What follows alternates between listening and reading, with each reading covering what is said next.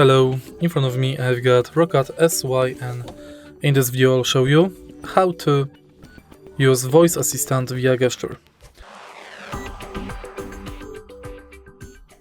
Firstly, make sure that your headphones are connected with your smartphone via Bluetooth, and now press and hold Bluetooth button for 2 seconds. What's the weather like tomorrow? What's the weather like tomorrow? What's the weather like tomorrow? Sorry, microphone has to be connected for this function to be used. Mine currently is not connected. But that's basically the process, how to use voice assistant via gesture. If you find this video helpful, please leave like, comment and subscribe.